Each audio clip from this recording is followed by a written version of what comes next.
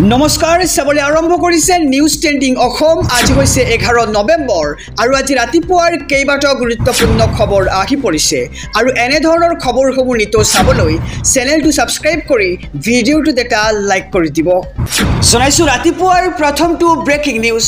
মুখ্যমন্ত্ৰী পদৰ পৰা আঁতৰোৱা হ'ব হিমন্ত বিশ্ব শৰ্মাক বিজেপিৰ ভিতৰতে চলিছে ৰণকৌশল এক বিস্ফোৰক মন্তব্য কৰিছে এপিচিচিৰ সভাপতি গৌৰৱ গগৈয়ে এই মুহূৰ্তৰ খবৰ জনাইছে এক ডাঙৰ খবৰ হিমন্ত বিশ্ব শৰ্মাক আঁতৰোৱা হ'ব মুখ্যমন্ত্ৰী পদৰ পৰা বিজেপিৰ ভিতৰতে চলিছে হিমন্ত বিশ্ব শৰ্মাক আঁতৰোৱাৰ এক ৰণকৌশল নিজৰ দলৰে ভিতৰতে কোনো নুশুনা হৈছে তেওঁৰ কথা আৰু ক্ৰমাৎ অকলশৰীয়া হ'বলৈ ধৰিছে মুখ্যমন্ত্ৰী হিমন্ত বিশ্ব শৰ্মা আৰু মুখ্যমন্ত্ৰীৰ বিৰুদ্ধে বিস্ফোৰণ আনিছে এইবাৰ গৌৰৱ গগৈয়ে আৰু ক্ষমতা যোৱাৰ দিনাই তুলিৰাম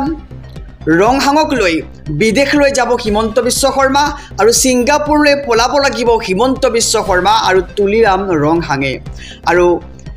ছিংগাপুৰলৈ পলাব লাগিব হিমন্ত বিশ্ব শৰ্মা আৰু তুলিৰাম ৰংহাঙে এনেদৰে এতিয়া মন্তব্য কৰিছে আৰু সৰ্বানন্দ সোণোৱালৰ দিনত জাতি মাটিৰ কথা শুনিবলৈ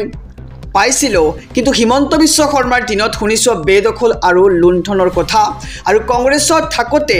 যিসকলে লুণ্ঠন কৰিছে সেইসকল এতিয়া বিজেপিত গৈছে আৰু হিমন্ত বিশ্ব শৰ্মাক আঁতৰোৱা হ'ব মুখ্যমন্ত্ৰী পদৰ পৰা আৰু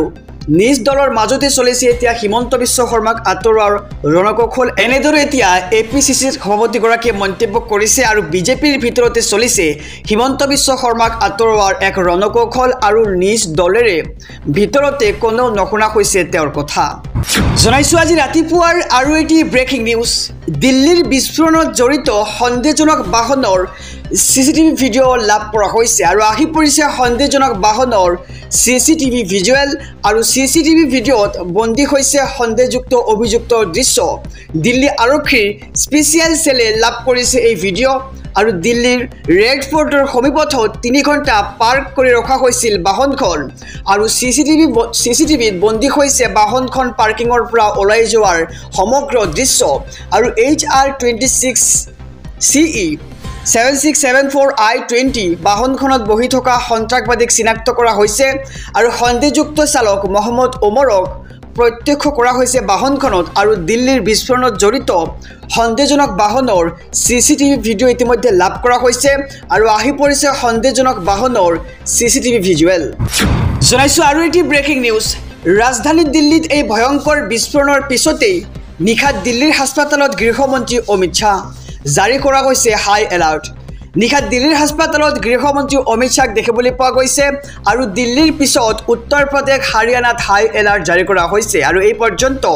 8 জন নিহত বুলি আনুষ্ঠানিক ঘোষণা অমিত শাহ আৰু দিল্লীৰ ঘটনাক লৈ প্ৰধানমন্ত্ৰী নৰেন্দ্ৰ মোদীৰ পৰ্যবেক্ষণ আৰু 24 জনতকৈও অধিক লোক ইতিমধ্যে আহতৰ খবৰ আহি পৰিছে আৰু ঘটনাস্থলীত NIA NSGৰ দলে চলাইছে তীব্ৰ তদন্ত আৰু নিশা দিল্লীৰ হাস্পতালত গৃহমন্ত্ৰী অমিত শাহ আৰু দিল্লীৰ পিছত এবাৰ উত্তৰ প্ৰদেশ হাৰিয়ানাত হাই এলাৰ্ট জাৰি কৰা হৈছে আৰু এই পৰ্যন্ত 8 জন নিহত বুলি আনুষ্ঠানিক ঘোষণা কৰিছে গৃহমন্ত্ৰী অমিত শাহে জনাইছো আৰু এটি ব্ৰেকিং নিউজ ডাঙৰ খবৰ অসমত বিচাৰাধীন NRC চূড়ান্ত প্ৰক্ৰিয়া সম্পূৰ্ণ কৰক নিৰ্দেশ উচ্চতম ন্যায়ালয়ৰ এক ডাঙৰ খবৰ জনাইছো সমগ্ৰ ৰাজ্যবাসীক অসমত বিচাৰাধীন NRC প্ৰক্ৰিয়াক লৈ সৰব হৈছে সৰ্বোচ্চ ন্যায়ালয়ে NRCৰ চূড়ান্ত প্ৰক্ৰিয়া সম্পূৰ্ণ কৰাৰ নিৰ্দেশ দিছে ন্যায়ালয়ৰ ফালৰ পৰা আৰু ন্যায়ালয়ত আমছু আৰু জমিয়তে কৰিছিল এই আবেদন আৰু পৰিচয় পত্ৰ বাদ পৰা 19 লাখৰ ৰিজেকশ্যন স্লিপ প্ৰদানৰ কৰিছিল আবেদন আৰু 2019ৰ 31 আগষ্টৰ পৰা বিচাৰাধীন প্ৰক্ৰিয়া সম্পূৰ্ণ কৰাৰ নিৰ্দেশ আৰু সমগ্ৰ বিষয় সন্দৰ্ভত উচ্চতম ন্যায়ালয়ৰ জাননী জাৰি আৰু অসমত বিচাৰাধীন NRC প্ৰক্ৰিয়াক লৈ সৰব হৈছে এবাৰ সৰ্বোচ্চ ন্যায়ালয় আৰু NRCৰ চূড়ান্ত প্ৰক্ৰিয়া সম্পূৰ্ণ কৰাৰ নিৰ্দেশ দিছে ন্যায়ালয়ৰ ফালৰ পৰা আৰু ন্যায়ালয়ত আমছু আৰু জমিয়ত উলেমা হিন্দে কৰিছিল আবেদন আৰু পৰিচয় পত্ৰ বাদ পৰা 19 লাখৰ ৰিজেকশ্যন স্লিপ প্ৰদানৰ কৰিছিল আবেদন জনাইছো আৰু এটি ব্ৰেকিং নিউজ দিল্লীৰ বিস্ফোৰণ সন্ত্ৰাসবাদীৰ আক্ৰমণ হ'ব পাৰে প্ৰাৰম্ভিক অনুসন্ধানৰ পিছত এইবাৰ সন্দেহ কৰিছে দিল্লী আৰক্ষীয়ে আৰু সন্ত্ৰাসবাদী আক্ৰমণৰ আশংকা আগত ৰাখি চলিছে তদন্ত দিল্লীৰ বিস্ফোৰণ সন্ত্ৰাসবাদীৰ আক্ৰমণ হ'ব পাৰে আৰু প্ৰাৰম্ভিক অনুসন্ধানৰ পিছত সন্দেহ কৰিছে দিল্লী আৰক্ষীয়ে আৰু সন্ত্ৰাসবাদী আক্ৰমণৰ আশংকা আগত ৰাখি চলিছে তদন্ত জনাইছো আৰু এটি ডাঙৰ খবৰ দিল্লী কাণ্ডৰ বিগ আপডেট ভয়ংকৰ কাণ্ডত ব্যৱহৃত গাড়ীৰ গৰাকীক ইতিমধ্যে গ্ৰেপ্তাৰ কৰা হৈছে আৰু কোনে কৰিছিল এই পৰিকল্পনা জনাইছো সবিস্তাৰে খবৰটো বিস্ফোৰণত ব্যৱহৃত গাড়ীৰ গৰাকীক ইতিমধ্যে গ্ৰেপ্তাৰ কৰা হৈছে আৰু নিখাই গ্ৰেপ্তাৰ কৰে তাৰিক আহমেদ দৰক আৰু তাৰিকৰ দাবী আমিৰ নামৰ এজনক বিক্ৰী কৰিছিল গাড়ীখন আৰু ঘটনা সন্দৰ্ভত কাশ্মীৰৰ পৰা আমিৰক গ্ৰেপ্তাৰ আৰু 100 অধিক চিচিটিভি ফুটেজৰ